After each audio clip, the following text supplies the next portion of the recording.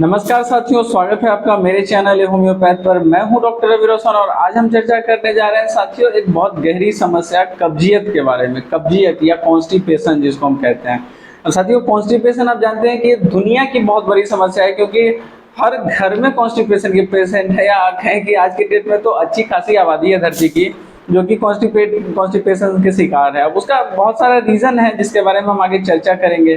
तो इस वीडियो में जो है साथियों मेन जो हम लोग बात करने जा रहे हैं वो रहेगा हमारा कि कॉन्स्टिपेशन आखिर क्या है। हालांकि आप समझते हैं लेकिन फिर भी इसके बारे में हम थॉरोली समझेंगे कि क्या है कॉन्स्टिपेशन, कैसे होता है कॉन्स्टिपेशन, कारण इसके क्या क्या है, उसके बाद लक्षण क्या क्या इसमें उभर के आते हैं, किसको किसको ज़्यादा खतरा हो सकता है कॉन्स्टिपेशन होने का, उसके बाद बीमारी आपको क्या क्या हो सकता है, आप डायग्नोसिस क्या क्या करवा सकते हैं, मतलब क्या क्या कैसे आप जाने कि कॉन्स्टिपेशन है और कॉन्स्टिपेशन के कंडीशन में क्या क्या हमें जांच करवाना चाहिए, उसके बाद प्रिवेंशन के तौर पर क्या करना चाहिए क्या नहीं करना चाहिए, डूज एंड डोंट्स जो है उसको भी हम समझने की कोशिश करेंगे इसमें।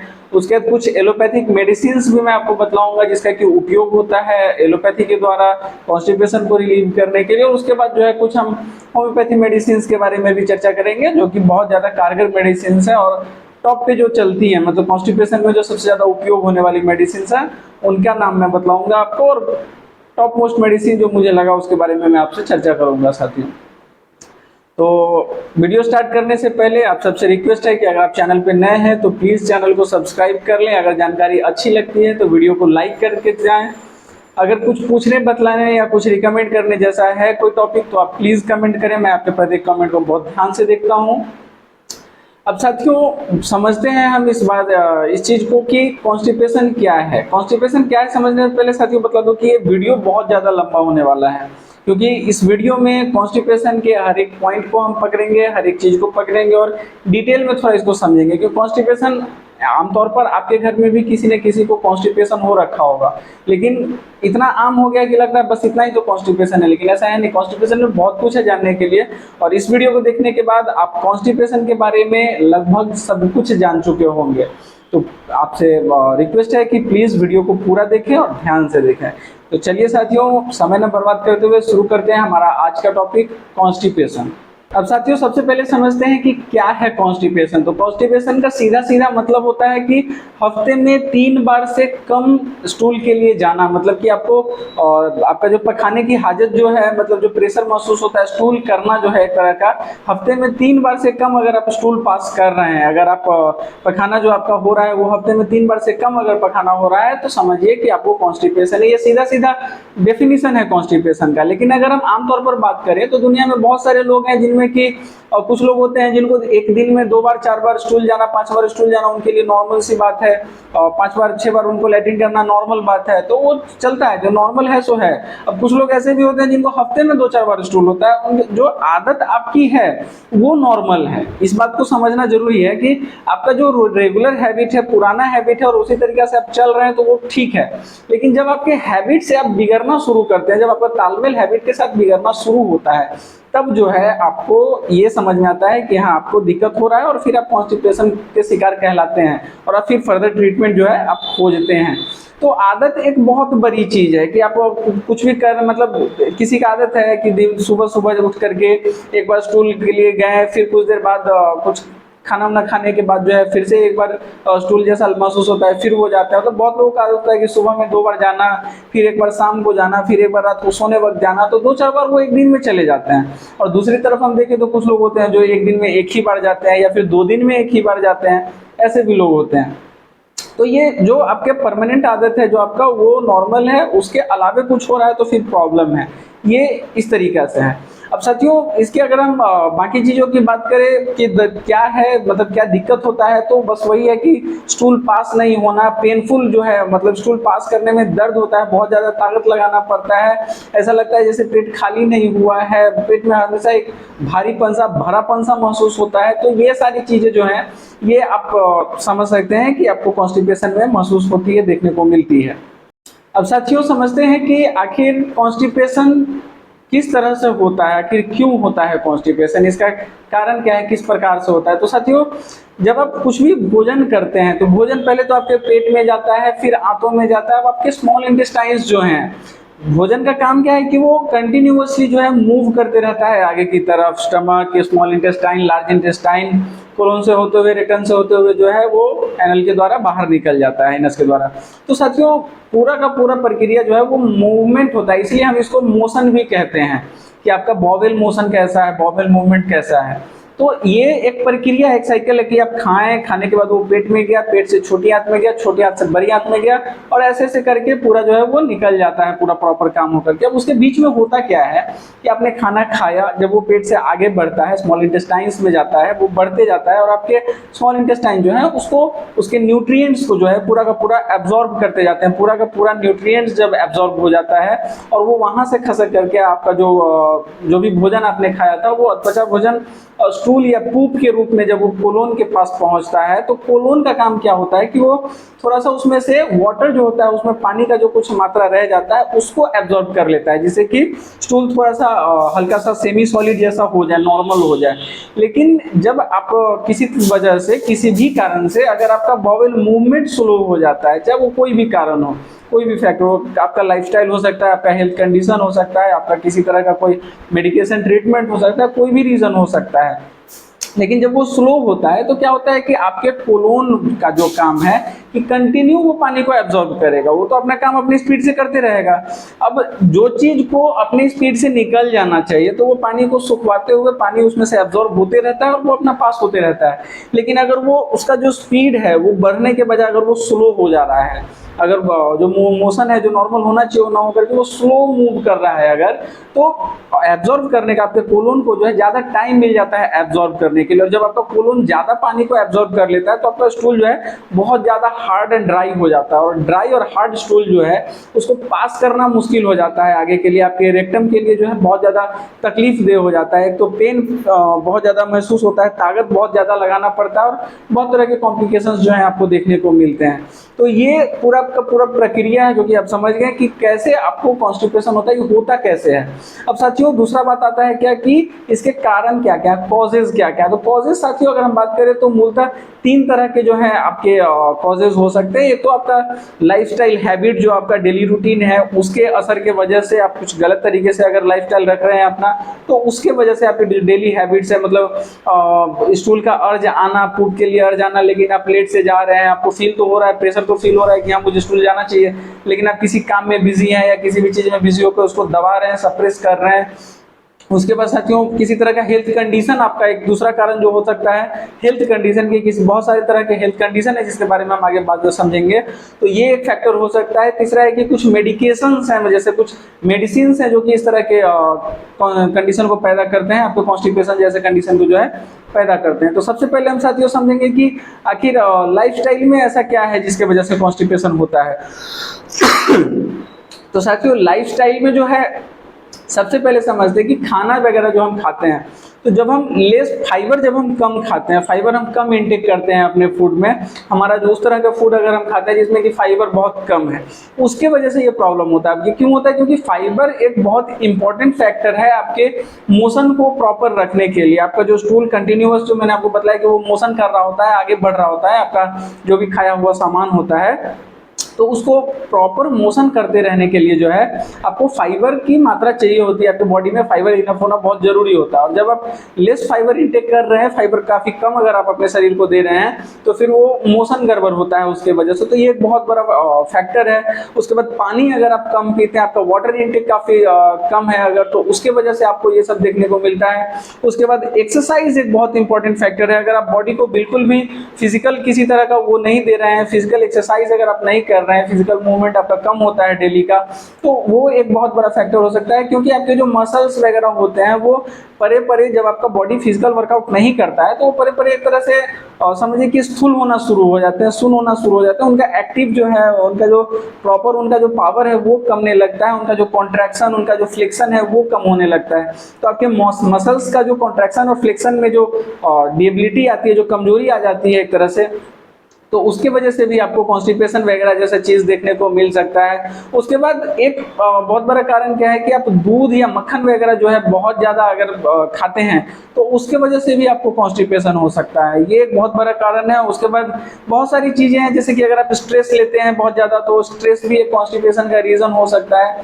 एक बहुत बड़ा फैक्टर क्या है, जो लोग पैदा करते हैं अपने अंदर, जो बीमारी होती नहीं है कि हम किसी चीज में बिजी हैं, जैसे कि कोई काम ही कर रहे हैं, कोई काम इतना इंपॉर्टेंट भी नहीं है कि हम उसके लिए जो है अपने स्टूल को, प्रेशर को जो है रोक करके रखते हैं काफी देर तक। बाथरूम लगा हुआ है, लग रहा है कि हाँ मुझे लेटरिन जाना चाहिए, स्टूल मुझे अर्ज पूरा का पूरा आया हुआ है, प्रेशर आया हुआ है, लेकिन हम रोक के रखे हैं, दबा के रखे हैं, काम में बिजी हैं कि काम इंपॉर्टेंट है, ये नहीं करके देंगे तो ये हो। तो ये एक बहुत गलत चीज है कि आपको कम से कम जब भी फील हो, चाहे दिन भर में 3 बार महसूस हो, 4 बार महसूस हो, टाइम से फर्क नहीं पड़ता है, लेकिन स्टूल कभी भी, प्रेशर जो भी फील हो, उसको रोक के नहीं रखना चाहिए।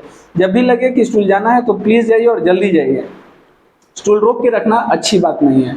उसके बाद साथियों आते हैं अगले पॉइंट पे कि मेडिकेशन क्या क्या है, मतलब कुछ मेडिसिन क्या क्या है जिनके वजह से जो है हमें इस तरह का कॉन्स्टिपेशन जैसा कंडीशन देखने को मिलता है। तो साथियों सबसे पहले समझिए कि आपका पेन किलर्स जो होते हैं, आज के डेट में आप देख रहे हैं कि जितना अलग तरह का लाइफस्टाइल जो आज के लोग जी रहे हैं कि मतलब जल्दी में सब कुछ करना है, किसी तरह का कोई प्रॉब्लम हुआ, कुछ भी हुआ, उसके बारे में नेचुरल किसी तरह का कोई इलाज के बारे में सोचना है, बस जल्दी से कुछ खिला दो और जल्दी से हम ठीक हो जाएं, कोई पेन ही है जल्दी से खा लें ठीक हो जाए। तो बस पैरासीटामोल और 10 तरह की जो एलोपैथिक मेडिसिन, खैर एलोपैथिक मेडिसिन अपनी जगह अच्छी चीज़ है, इमरजेंसी में वो काम करती हैं और उनका एक अलग अपना जगह है जिसका उपयोग है, लेकिन बेवजह का छोटी छोटी चीज़ों के लिए हम पेन किलर्स ले लेते हैं, ये बहुत बड़ी गलती है। मतलब कॉन्स्टिपेशन तो इसके वजह से होते ही हैं, बाकी और अदर ऑर्गन्स को आपको डिस्टर्ब करता है, लिवर को आपके डिस्टर्ब करता है, किडनी को डिस्टर्ब करता है, तो बेवजह का पेन किलर खाने से जो है बहुत ज़्यादा बचना चाहिए। और खास करके कोडेइन अगर आपके पेन किलर में है, अगर ऑक्सीकोडोन आपके पेन किलर में है, हाइड्रोमॉर्फोन का अगर आप कॉम्बिनेशन ले रहे हैं, तो ये सारी चीज़ें, ये सारी केमिकल्स जो हैं कॉन्स्टिपेशन पैदा करती है। तो कोई भी पेन किलर अगर आप ले भी रहे हैं तो ये इंश्योर जरूर कर ले कि कोडेन हो गया या ऑक्सीकोडोन हो गया या फिर हाइड्रोमॉर्फोन हो गया, ये सारी जो कॉम्बिनेशन है केमिकल्स हैं, ये आपके टैबलेट में अगर नहीं है तो बेहतर, क्योंकि ये सारी चीज़ें जो हैं आपके कॉन्स्टिपेशन को पैदा करने का काम करती हैं।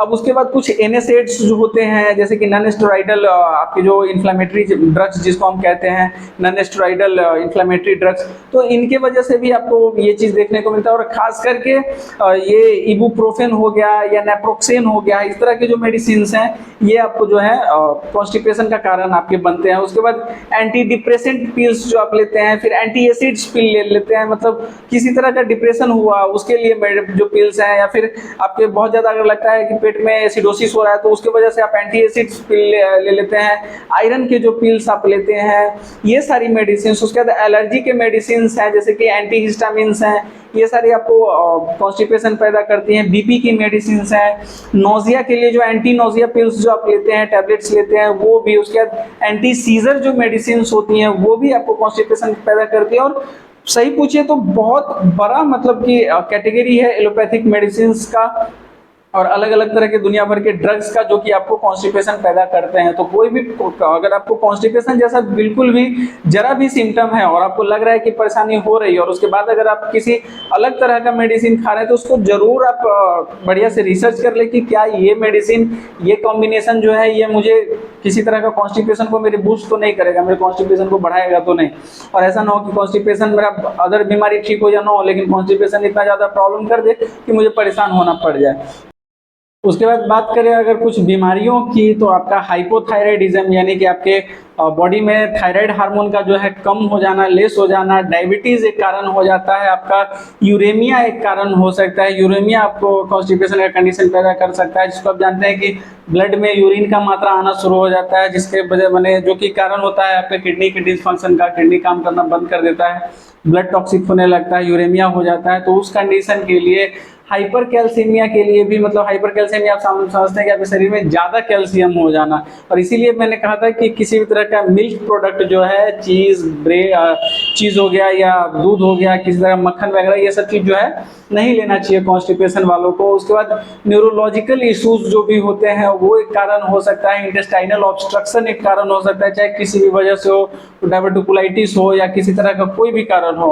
उसके बाद आप बात करें फिस्टुला एक कारण हो सकता है, क्योंकि फिस्टुला में आप जानते हैं कि बहुत सारे जो वो वॉन्ट्स जो हो जाते हैं एक टनल जैसे आपके एनल में, तो उसके वजह से भी आपको प्रॉब्लम होता है रेक्टम में, और स्टूल पास करना जो बहुत ज़्यादा पेनफुल हो जाता है। तो फिस्टुला एक बहुत बड़ा कारण है। उसके बाद आपका किसी तरह का अगर आपको ऑब्स्ट्रक्टिव डिफिकेशन सिंड्रोम अगर हो रखा है तो वो एक रीज़न हो सकता है। उसके बाद प्रेगनेंसी के दौरान भी आपको कॉन्स्टिपेशन जो है देखने को मिल सकता है, बहुत महिलाओं में प्रेगनेंसी के दौरान भी ये चीज़ जो है होता है। उसके बाद साथियों बात करें मूल रूप से इसके लक्षण क्या क्या हैं, सिम्टम्स क्या क्या हैं साथियों, तो सबसे पहला जो कि डेफिनेशन है आपने समझ लिया कि हफ्ते में 3 बार से कम स्टूल होना, मतलब कि क्लियर क्लियर कॉन्स्टिपेशन है। उसके बाद बाकी सिम्टम्स की बात करें तो ड्राई स्टूल होता है, हार्ड स्टूल होता है, लंपी सा स्टूल होता है, बहुत ज़्यादा डिफिकल्ट होता है स्टूल पास करना, पेनफुल जो हो जाता है स्टूल पास करना जो बहुत ज़्यादा पेनफुल हो जाता है। आपको कॉलिक देखने को मिलता है पेट में, खास करके लोअर एब्डोमेन में जो है आपको अच्छा खासा पेन देखने को मिलता है। क्रैम्प्स रहते हैं, मतलब एक ऐठन जैसा, जैसे अपने हिंदी में कहते हैं, गांव में कहते हैं बग्घा लगने जैसा जो दर्द होता है, ऐठन जैसा जो दर्द होता है, तो क्रैम्प्स आपको देखने को मिलता है। उसके बाद आपको किसी तरह का मतलब पेट में महसूस होता है कि भरा हुआ सा है, चढ़ा हुआ सा पेट, एकदम ब्लोटेड एब्डोमेन आपको फील होता है। स्टूल आप जाते हैं कितना भी बार जाते हैं लेकिन आपको ये नहीं लगता है कि स्टूल मेरा हो गया, पेट जो है मेरा एक होता है कि पेट खाली हो गया, अब अच्छा लग रहा है, ऐसा फीलिंग नहीं आता है, अनसेटिस्फैक्ट्री जो है आपका स्टूल पास होता है। उसके बाद फॉल्स स्टूल का अर्ज होता है, मतलब कि आपको लगता तो है कि स्टूल जाते हैं स्टूल के लिए, लैट्रिन करने के लिए जाते हैं, लेकिन होता नहीं है, पखाना जो है बिल्कुल भी आता नहीं है। तो ये सारी जो है आपके सिम्टम्स हैं आपके इस चीज़ के लिए। उसके साथ ये बात करते हैं कि कौन कौन वैसे लोग होते हैं, किस तरह के लोग हैं जो ज़्यादा प्रोन है इस चीज़ को, किनको हो सकता है, किनको ज़्यादा सतर्क रहना चाहिए इस चीज़ को लेकर के, मतलब कि सीधा सीधा समझे कि who is at risk, risk factor में कौन कौन आ जाता है। तो साथियों खास करके एजेड पीपल जो होते हैं, जो मोस्टली जो 60-65 के एबव जो चले जाते हैं पीपल, तो उनके लिए उनका पूरा का पूरा बॉडी जो है धीरे धीरे मतलब शांत हो रहा होता है, उनके अंदर बहुत तरह के हार्मोन्स की कमी हो जाती है, उसके साथ मसल्स जो है उनके कमजोर होने लगते हैं, तो उसकी वजह से उनका मोशन धीरे हो जाता है, मेटाबॉलिज्म लो हो जाता है। तो ये एक बहुत बड़ा रीजन है। तो एज एक फैक्टर हो सकता है, ज़्यादा एज में कॉन्स्टिपेशन रहना शुरू हो जाता है और किसी किसी को बहुत ज़्यादा परेशान करता है, तो एज एक बहुत बड़ा फैक्टर है साथियों।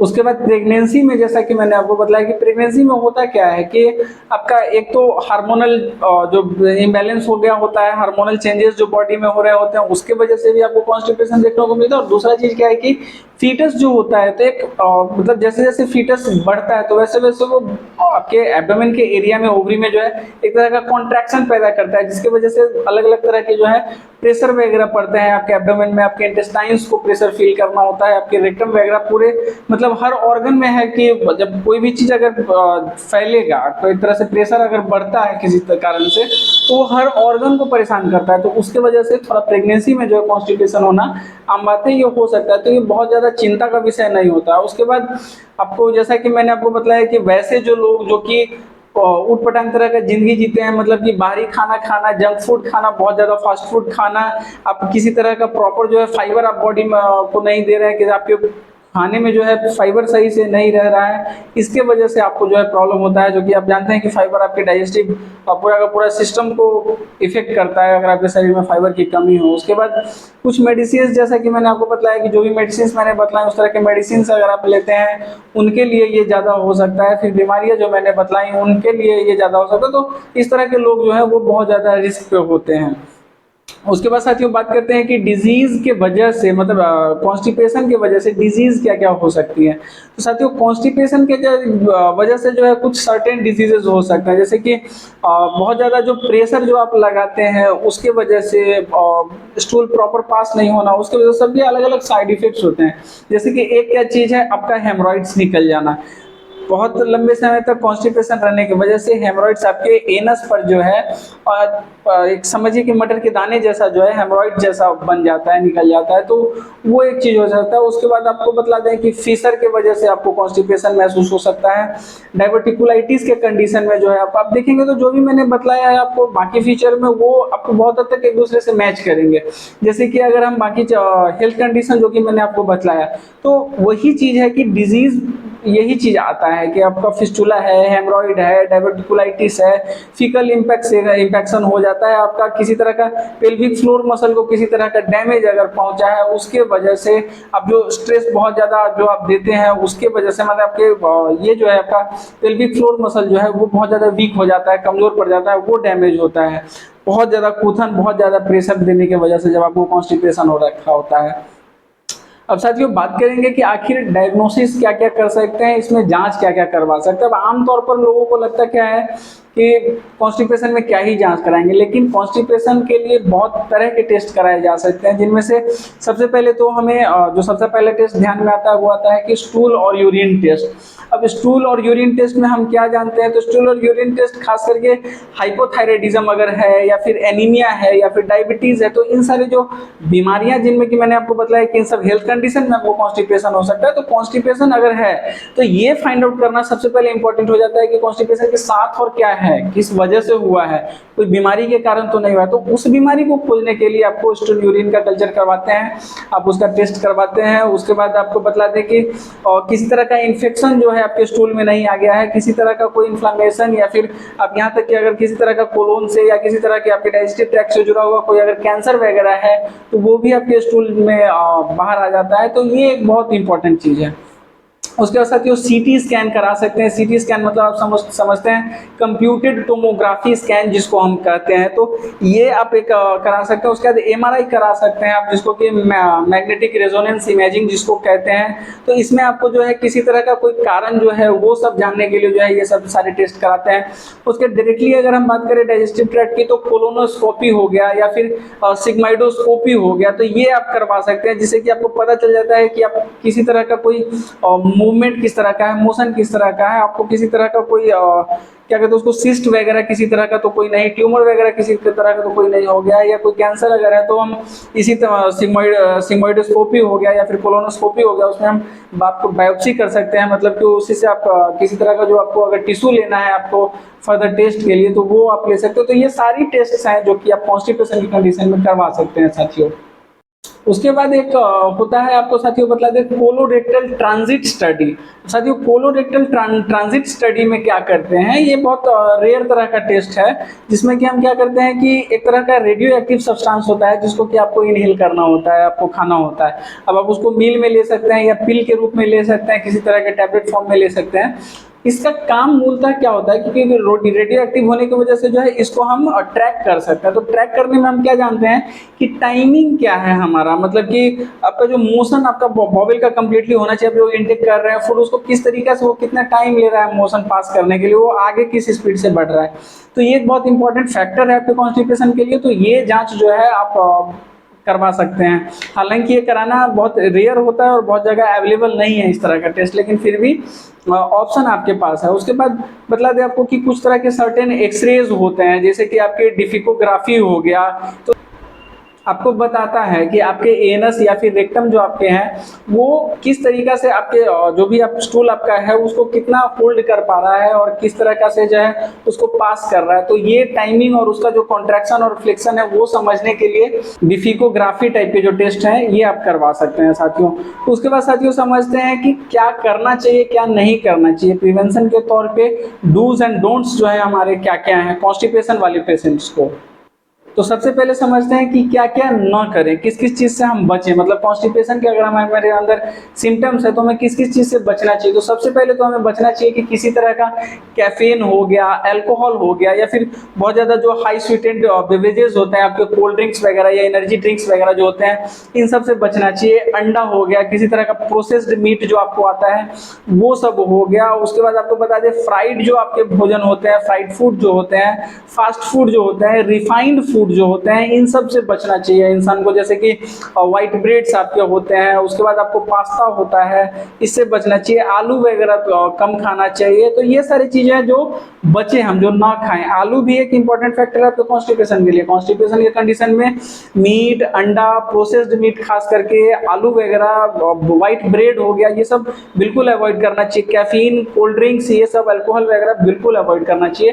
ये बहुत बड़ा रीजन हो सकता है आपके बॉडी को कॉन्स्टिपेशन आपको वर्स करने के लिए, उसको और ज्यादा बुरे हाल में पहुंचाने के लिए। उसके साथ ये समझते हैं कि क्या क्या करें।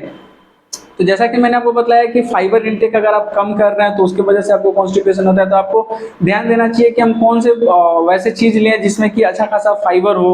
फाइबर बहुत ज्यादा आपको अपने बॉडी को देना चाहिए, जैसे कि आपका आप जानते हैं ऑरेंजेस हैं, पाइनएप्पल्स हैं, आपके किसी तरह के बेरीज बहुत तरह के होते हैं, उनमें आपको अच्छा खासा फाइबर देखने को मिलता है। आपके मैंगोज हैं, पपाया है, मतलब कि आपके हिंदी में कहें तो आम, पपीता, संतरा, अलग अलग तरह के जो ग्रेप्स वगैरह, बेरीज वगैरह हैं, सब सब्जी जो हरा सब्जी होता है वो घर में आप जानते हैं कि अक्सर मम्मी कहती है कि बेटा हरा सब्जी खाओ, अब बेटा को चाहिए स्पाइस मसाला ये सब, लेकिन भाई रियलिटी है कि आपको खाना पड़ेगा हेल्दी फूड, आपको ग्रीन वेजिटेबल लेना होगा अगर कॉन्स्टिपेशन वगैरह जैसे कंडीशन से अगर आप बचना चाहते हैं और उसको अगर आपके ऑलरेडी अगर हो रखा है, फिर तो पूरा प्रिकॉशियस होना चाहिए, पूरा फोकस होना चाहिए कि नहीं हमको बिल्कुल भी लाइफस्टाइल को जो है गलत तरह से नहीं ले जाना, वरना बाद में चल करके वो और ज्यादा परेशानी क्रिएट कर सकता है, वो 10 तरह का नया बीमारी पैदा कर सकता है। तो ये सारी चीज समझना बहुत ज्यादा जरूरी है। उसके बाद होल ग्रेन्स खाना चाहिए आपको, पूरा गेहूं वगैरह जो है आपको अच्छे से लेना चाहिए। उसके बाद किसी तरह का फाइबर फूड और अगर आपको समझ में आता है आपको वो सब लेना चाहिए। पानी आपको अच्छा खासा पीना जरूरी है। वाटर इनटेक आपका जो है प्रॉपर एकदम रहना चाहिए, कुछ भी उसमें गड़बड़ नहीं होना चाहिए।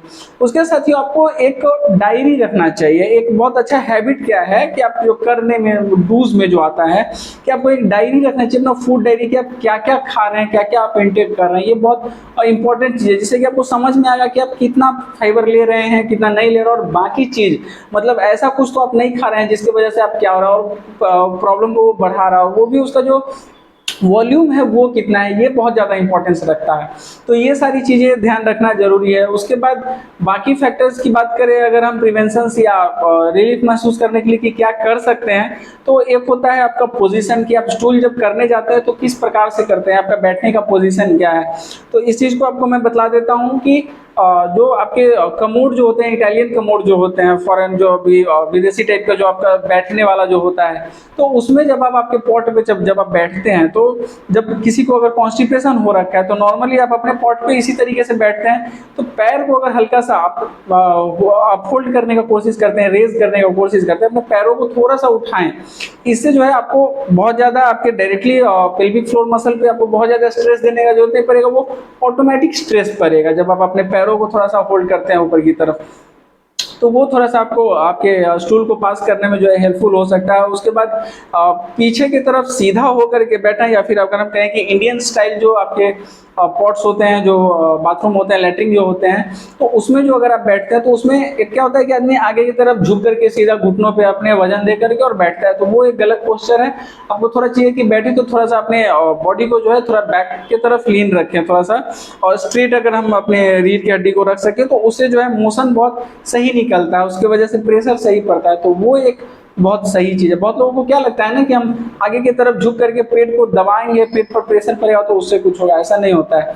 आपका बॉडी अगर सीधा एक आयाम में अगर खड़ा है, अगर आप स्ट्रेट अगर आप बॉडी को रखते हैं तो वो ज्यादा हेल्पफुल होगा आपके मोशन को ये करने के लिए। और बाकी चीजें हैं न करने में, अगर एक्स्ट्रा फैक्टर की बात करें तो बहुत गलत आदत जो आज के डेट में लोगों को हो रखा है कि मोबाइल या इस तरह के कुछ डिवाइसेस लेकर के, बहुत लोग तो ऐसे हैं कि लैपटॉप लेकर के स्टूल के लिए अपने कमोड पे बैठ जाते हैं। तो इस तरह के किसी भी गैजेट्स का, किसी भी तरह के एप्लीकेशंस का आप इस्तेमाल ना करें। जब भी आप स्टूल के लिए जाए तो कुछ भी लेकर के ही ना जाए, ना मोबाइल, ना ये लैपटॉप, ना किसी तरह का कोई टैबलेट, ना कुछ कोई एक्सेसरीज, कोई तरह का कोई चीज ऐसा जो आपको बिजी रखे, आपके फोकस को किसी अलग अदर जगह जो है आपको जाने नहीं देना है। स्टूल पे अगर आप फोकस करेंगे, आपके अर्जिंग पे फोकस करेंगे, तो स्टूल पास आपका काफी इजीली होगा। वही क्या होता है कि हम बहुत देर तक बैठे रहते हैं, मोबाइल में रील स्क्रॉल कर रहे हैं या फिर कुछ भी देख रहे हैं, उसमें अपना टाइम स्पेंड कर रहे हैं, या लैपटॉप में कोई ऑफिस का काम हम बैठ करके कर रहे हैं और इधर स्टूल करने हो, तो आपका दिमाग जो आपका फोकस है वो फोकस तो आपके काम पे है, स्टूल पे तो आपका फोकस है नहीं, तो वो मूवमेंट सही से होगा कैसे, वो मोशन सही से होगा कैसे, तो वहां पे फोकस रखना ज्यादा जरूरी है। इसलिए किसी तरह के गैजेट को आप नहीं ले जाएं किसी तरह के। उसके बाद एक बहुत इंपॉर्टेंट फैक्टर है जो कि मैंने आपको बताया कि आज की डेट में लोग जो रोकने का कोशिश करते हैं कि काम कर रहे हैं तो हम वो काम खत्म कर लेंगे उसके बाद हम जाएंगे स्टूल, तो ये बहुत गलत चीज है। आप चाहे कुछ भी कर रहे हैं, हेल्थ से ज्यादा इंपॉर्टेंट कुछ भी नहीं है। तो अगर इस तरह का कंडीशन आपको लग रहा है कि नहीं स्टूल जाना चाहिए, तो तुरंत जाइए। कोई काम है, कितना इंपॉर्टेंट काम है, वो 10 मिनट बाद हो सकता है, 10 मिनट में कुछ बिगड़ा नहीं जाता है। आपको ये चाहिए कि आप जल्दी से पहले स्टूल करें, उसके बाद फिर बाकी काम को देखें। तो ये सारी चीजें हैं साथियों जो कि आपको करने चाहिए और नहीं करने चाहिए। अब आते हैं साथियों मेडिसिन पे कि क्या क्या मेडिसिन हमें अवेलेबल हैं हमारे लिए कॉन्स्टिपेशन को रिलीव करने के लिए।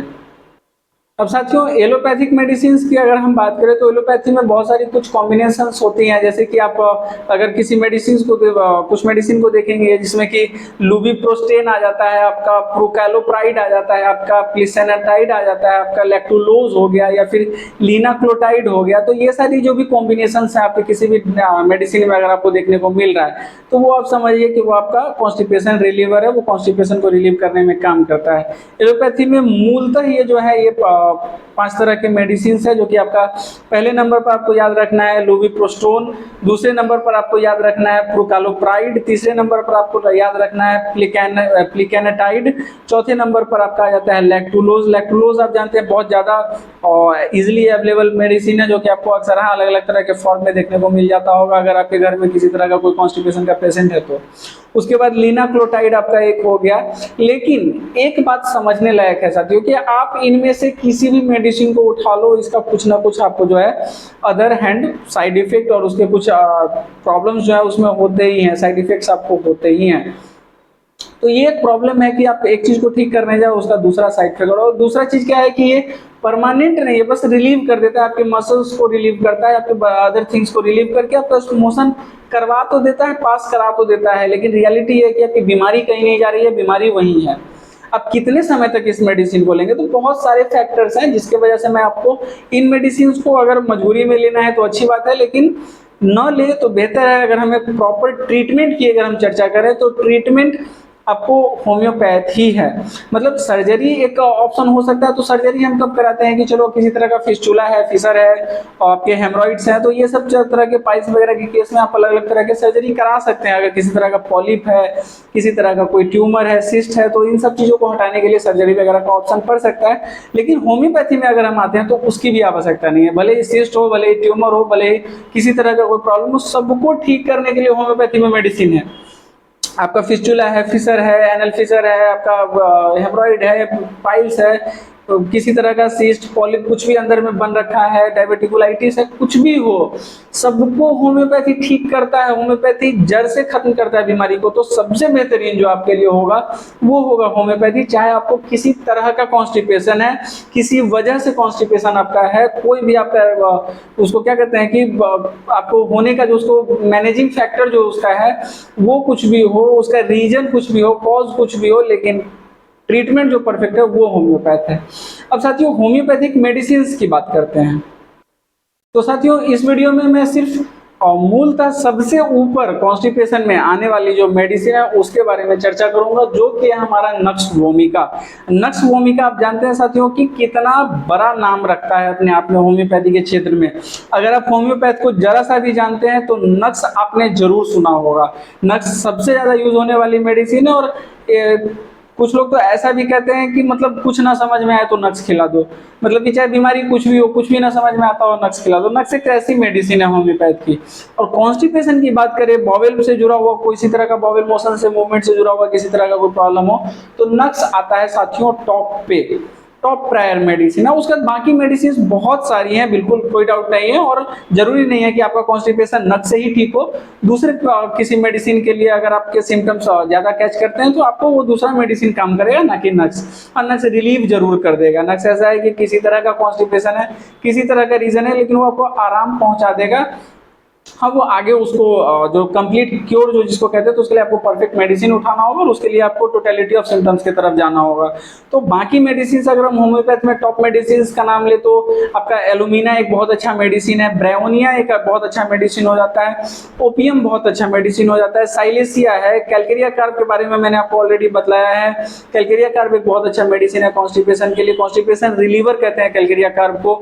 उसके बाद रेफना सटाइवा एक बहुत अच्छा मेडिसिन हो जाता है। उसके बाद लाइकोपोडियम हो जाता है, आपका कार्बोवेज हो जाता है, और अन्य बहुत सारी मेडिसिन है। किनका किनका नाम लिया जाए, होम्योपैथ में आप जानते हैं कि 8,500 से ऊपर मेडिसिन है। कौन कौन सा मेडिसिन का नाम ले, और बहुत सारी मेडिसिन है जो आपको किसी तरह के कंडीशन में काम कर सकती है। बस आपका टोटलिटी ऑफ सिम्टम जो है वो किस तरफ जा रहा है ये देखना जरूरी होता है। अब बात करते हैं साथियों नक्स के बारे में कि नक्स हम किस तरीके से समझे कि नक्स देना चाहिए और नहीं देना चाहिए। नक्स वोमिका साथियों अपने आप में एक बहुत बड़ा अपना जगह रखता है और बहुत ज्यादा बहुत बहुत ज़्यादा वृहद इसका क्षेत्र है। जिस और मेडिकल कंडीशन में अगर हम बात करें तो लगभग हर चीज़ में नक्स भूमिका जो है आपको मदद करता है। अब बात करें इसके, अगर हम कुछ सिम्टम्स के, इसके कैरेक्टरिस्टिक्स, इसके किस वजह से आप यूज़ कर सकते हैं, क्या क्या इसके इस तरह के जो सर्कमस्टांसेस हो सकते हैं जिसमें आपको समझ में आए कि हम नक्स को यूज़ करें। तो नक्स के बारे में, नक्स के पेशेंट को सबसे पहले हम इस तरीके से समझते हैं कि एंगर, गुस्सा, छोटे छोटे बातों से, किसी भी तरह की छोटी छोटी चीज से बहुत ज्यादा चिड़चिड़ाहट हो जाना, गुस्सा आ जाना, तुरंत एकदम गुस्से में आ जाना, ये बहुत इंपॉर्टेंट फैक्टर है। उसके बाद अगर बाकी चीज बात करें हम तो सतर्क रहता है। नक्स भूमिका का जो पेशेंट होता है वो बहुत ज्यादा सतर्क रहता है। ईर्ष्यालु, जेलसी उसमें आपको देखने को मिलता है।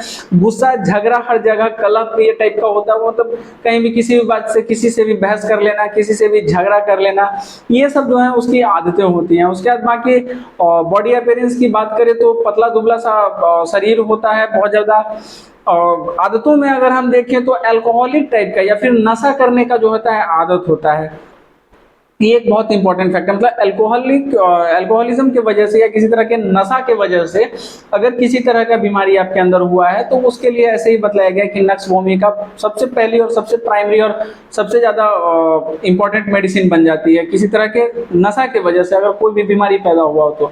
अब अल्कोहलिज्म की वजह से अगर आपको कॉन्स्टिपेशन हो रहा है तो उसके लिए भी जो है नक्स भूमिका एक बेहतरीन मेडिसिन साबित होगी। उसके साथियों किसी तरह का कुछ मेडिकेशंस के वजह से अगर हो जाता है, जैसे कुछ आप इस तरह के हाइपर एक्टिव मेडिसिन लेते हैं, कुछ बॉडी को स्टिमुलेट करने वाले, हार्मोन्स को स्टिमुलेट करने वाले टाइप के कुछ मेडिसिन अगर आप लेते हैं तो उनके वजह से भी आपको जो है इस तरह का कंडीशन हो सकता है। आपको नक्स आपको जो है बहुत ज़्यादा फायदा कर सकता है।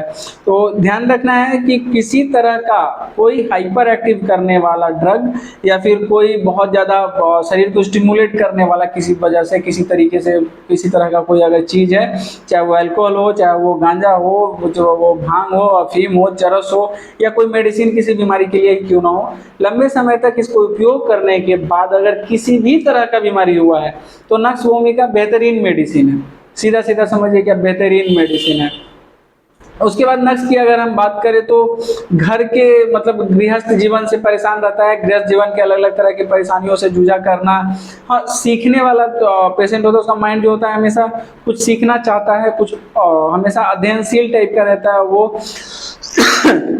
हमेशा जो है उसको पाइल्स और कॉन्स्टिपेशन, ये दो जो चीज़ है वो इन दोनों चीज़ से हमेशा परेशान रहने वाला व्यक्ति होता है। मतलब अगर आप पाइल्स और कॉन्स्टिपेशन से कंटिन्यूअसली बहुत ज़्यादा परेशान रहते हैं तो आपको चाहिए कि कुछ लंबे समय तक आपको नक्स का सेवन करना चाहिए। हाँ, ये है कि नक्स अपने मर्जी से बेवजह का 5 साल और 10 साल खाने की चीज़ नहीं है। लंबे समय तक आपको, बहुत ज़्यादा लंबे समय तक आपको नक्स का यूज़ नहीं करना चाहिए। बहुत मिनिमल डोज में, मतलब आप कहें कि 30 पोटेंसी नक्स भूमिका जो है आपको रोज मॉर्निंग को एक खुराक सुबह सुबह 3 से 4 बूंद अपने मुंह में रख लें डायरेक्टली आफ्टर ब्रश वगैरह करके, फ्रेश हो करके।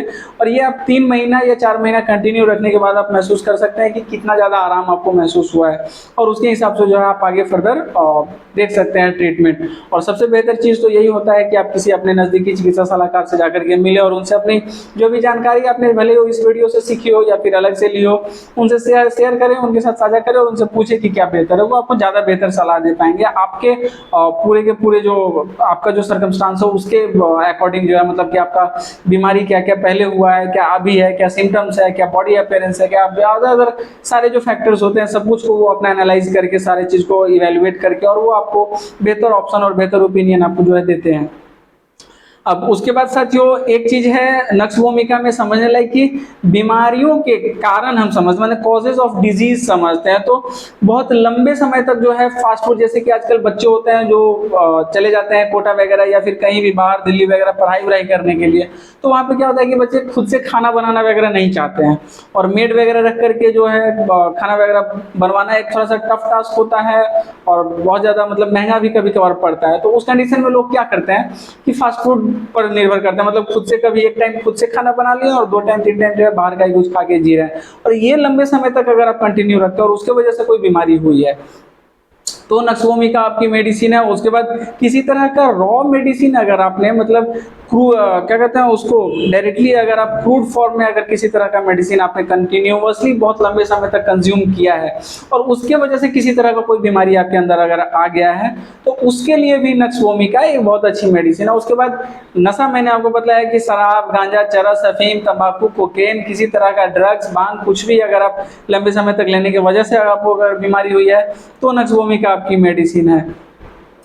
उसके बाद साथियों अगर बात करें हम एग्रावेशन की कि किस तरीका से नक्स का पेशेंट जो है परेशान होता है, उसकी बीमारियां बढ़ती हैं, तो साथियों सुबह सुबह नक्स का पेशेंट जो है थोड़ा सा परेशान रहता है, सुबह सुबह उसकी बीमारियां जो है बढ़ी रहती हैं।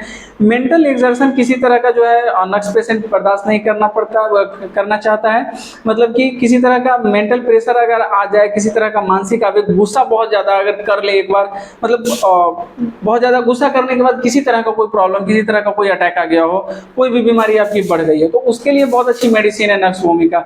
उसके साथियों नींद बहुत बड़ा फैक्टर है कि नींद में अगर किसी तरह का गड़बड़ी हो जाए, मतलब कि एक तो किसी कारण से अगर नींद का जो आपका फिक्स जो आपका टाइम है वो अगर क्रॉस कर जाए, मतलब कि आपको अगर मान के चले कि आप रोज आप 10 बजे सोते हैं, अब किसी कारणवश आप 10 बजे ना सो करके 10 का टाइम आपका क्रॉस हो जाए, 11 क्रॉस हो जाए, तो आपकी बीमारियां बढ़ जाती हैं।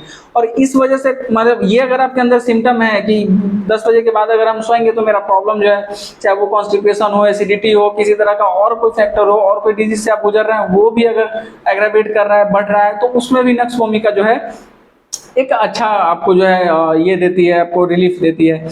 उसके साथियों एक बहुत इंपॉर्टेंट फैक्टर है कि खाना खाने के तुरंत बाद, जस्ट आफ्टर मील जो है आपका प्रॉब्लम जो है वो बढ़ जाता है। जैसे अगर हम कॉन्स्टिपेशन वगैरह को लेके चले तो ब्लोटेड एब्डोमेन हो जाना, पेट चढ़ जाना, फूला फूला सा महसूस होना, डिस्टेंडेड एब्डोमेन हो, तो ये सारी चीजें जो है आपको देखने को मिलती है। मतलब खाना खाने के जस्ट बाद अगर बीमारी बढ़ रही है तो ये एक बहुत बड़ा इंपॉर्टेंट फैक्टर हो जाता है आपके नक्सवोमिका के लिए। उसके बाद साथियों आते हैं कैरेक्टरिस्टिक सिम्टम पे, क्योंकि अदर मतलब हर बीमारी के बारे में तो हम चर्चा कर नहीं पाएंगे, क्योंकि नक्सवोमिका कोई बीमारी को छोड़ता ही नहीं है, एक तरह से कहें तो लगभग हर बीमारी में ही उसका अपना एक असर है। तो हम मूलतः कैरेक्टरिस्टिक सिम्टम पे चलते हैं, चरित्रगत लक्षण पे चलते हैं कि क्या क्या कैरेक्टरिस्टिक सिम्टम्स इसके हैं जो कि हमको इजीली पहुंचाते हैं पेशेंट के बारे में नक्सवोमिका तक। मतलब आपको ये समझना, कैरेक्टरिस्टिक सिम्टम्स को समझने के बाद आपको ये आसान हो जाता है समझना कि नक्सवोमिका जो है आपकी मेडिसिन है या नहीं, या कोई भी मेडिसिन जिसके कैरेक्टरिस्टिक सिम्टम्स के बारे में हम चर्चा कर रहे हैं तो वो मेडिसिन मेरे लिए सूटेबल है कि नहीं, वो मुझे फायदा करेगी कि नहीं।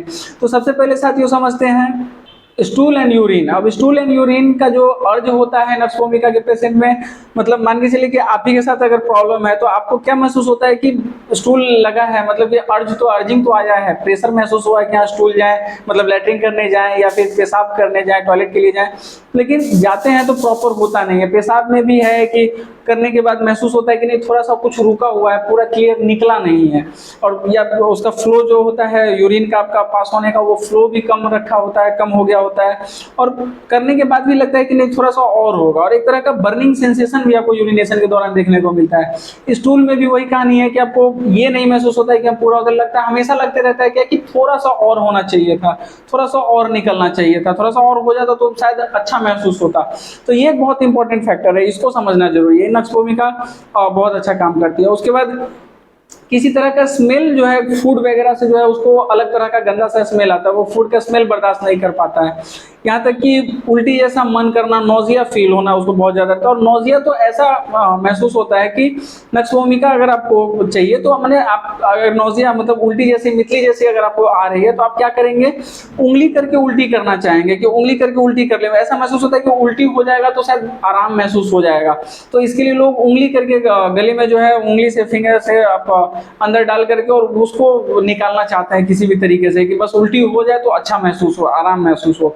तो ये एक बहुत इंपॉर्टेंट फैक्टर हो जाता है आपके नक्सवोमिका के लिए। उसके बाद अगर आपको टोबैको या फिर स्मोकिंग करने का अगर आदत है और स्मोकिंग करने के बाद आपको नोजिया फील होता है, उल्टी जैसा लगता है और उसी तरह का कंडीशन हो जाता है, तो उसके लिए भी बहुत अच्छी मेडिसिन है नक्सवोमिका, आपको बहुत हद तक जो है बहुत बेहतरीन रिजल्ट देती है साथियों। उसके बाद बात करें साथियों बाकी चीज़ों की, तो कॉन्स्टिपेशन और डायरिया एक बहुत अच्छा चीज़ है कि कॉन्स्टिपेशन, जैसा कि मैंने आपको बताया, कॉन्स्टिपेशन में तो नक्सवोमिका एक अच्छा योगदान है ही, लेकिन एक बहुत इंपॉर्टेंट फैक्टर क्या है कि कॉन्स्टिपेशन एंड डायरिया, मतलब कोई पेशेंट आता है और आपको बतलाता है कि 2-3 दिन कॉन्स्टिपेशन रहता है, 2-3 दिन डायरिया होता है, या फिर दिन में भी एक बार कब्जियत महसूस होता है, मतलब एक बार जाते हैं तो स्टूल होता ही नहीं और एक बार जाते हैं तो पतला पैखाना होता है, या कुछ दिनों तक पैखाना होना में दिक्कत होता है, निकलता ही नहीं है, या फिर कुछ दिनों तक जो होता है अल्टरनेट ढंग से एक अपने टाइम पीरियड के अनुसार अलग अलग लोगों में अलग अलग टाइम पीरियड हो सकता है। किसी को ये अल्टरनेशन जो है एक ही दिन में देखने को मिल सकता है, किसी को 2-2 घंटे पे देखने को मिल सकता है, और किसी को 2-2 दिन पे देखने को मिल सकता है, किसी को 2 हफ्ते पर देखने को मिल सकता है। लेकिन ये अल्टरनेटिंग जो है ये चलते रहता है, ये अल्टरनेट चलते रहता है कि एक बार कॉन्स्टिपेशन का प्रॉब्लम रहेगा कुछ दिन, एक बार डायरिया का प्रॉब्लम रहेगा कुछ समय कॉन्स्टिपेशन, कुछ समय डायरिया। तो ये अल्टरनेटिंग बहुत ध्यान रखना है सिम्टम इस चीज को, कि अगर ये सिम्टम है तो सिर्फ और सिर्फ नक्स भूमिका चाहिए और किसी मेडिसिन की तरफ भागने की जो है जरूरत नहीं है। उसके बाद साथियों बात करें कुछ महिलाओं के बारे में, तो मेंस्ट्रुएशन जो अगर हम नक्स भूमिका का देखें तो नक्स भूमिका का मेंस्ट्रुएशन एक तो जल्दी जल्दी आता है, उसका खून का जो मतलब ब्लड डिस्चार्ज जो होता है वो बहुत ज्यादा होता है और बहुत लंबे समय तक ये बना रहता है। मतलब कि वैसी महिलाएं जिनको कि किसी तरह का प्रॉब्लम है और उसके साथ अगर मेंस्ट्रुएशन के हम देखें तो एक तो जल्दी जल्दी मेंस्ट्रुएशन आना, जो समय से पहले मेंस्ट्रुएशन आना, बहुत ज्यादा ब्लड फ्लो रहना, बहुत ज्यादा ब्लड डिस्चार्ज होना, और काफी समय तक मतलब नॉर्मली 4 दिन 5 दिन रहता है, लेकिन महिला आपको आती है और बताती है कि 8 दिन 10 दिन तक जो है मासिक रहता है, 15 दिन 20 दिन पर आ जाता है, बहुत ज्यादा ब्लड होता है, डिस्चार्ज होता है। तो उनके लिए नक्स भूमिका एक बहुत अच्छी मेडिसिन है। हालांकि आप देखेंगे कि बहुत ज़्यादा ब्लड डिस्चार्ज हो जाने की वजह से और कोई कंडीशन अगर होता है तो उसके लिए बहुत सारी मेडिसिन है, जैसे कि चाइना एक अच्छी मेडिसिन है और बहुत सारी मेडिसिन है। अदर मेडिसिन के बारे में बात करेंगे तो बहुत लंबा हो जाएगा वीडियो। तो फिर ये आप समझिए कि जल्दी मेंस्ट्रुएशन आना, लंबे समय तक रहना और ज़्यादा ब्लड डिस्चार्ज होना, तो ये अगर इस तरह का फैक्टर है और साथ में अगर आपको अदर प्रॉब्लम है जैसे कॉन्स्टिपेशन हो गया तो आपको बहुत अच्छा रिलीफ देता है नक्स भूमिका। तो ये सारी चीजें हैं साथियों नक्स भूमिका के बारे में। आशा करते हैं कि आप बेहतरीन ढंग से समझ पाए हैं। हालांकि ये वीडियो थोड़ा लंबा था लेकिन पूरा देखने के लिए बहुत बहुत धन्यवाद साथियों। आशा करते हैं कि आपको अच्छे से अब पता है कि कॉन्स्टिपेशन के सारे क्या क्या चीजें, सारे राज आप कॉन्स्टिपेशन के जान रहे हो। जो भी दकियानुसी बातें समाज में चलती हैं वो आपको समझ में आ गई हैं। बहुत लोग आपने देखा होगा कि दिन भर में 2 बार 3 बार स्टूल जाने को भी वो कॉन्स्टिपेशन कहते हैं, कब्जियत समझते हैं। 2 बार 3 बार स्टूल अगर आप जा रहे हैं और स्टूल अगर हो रहा है तो वो कॉन्स्टिपेशन नहीं कहलाता है। कॉन्स्टिपेशन का मतलब होता है स्टूल न होना, न कि बार बार होना। बार बार स्टूल होना कॉन्स्टिपेशन नहीं होता, वो डिसेंट्री और अदर तरह के कंडीशंस में चला जाएगा। कॉन्स्टिपेशन का मूल मतलब है कि स्टूल हो नहीं रहा है, पास नहीं हो रहा है। तो सारी तरह की चीजों को आप समझ चुके हैं। अब मेडिसिन नक्स भूमिका आपने बेहतरीन ढंग से समझ लिया है।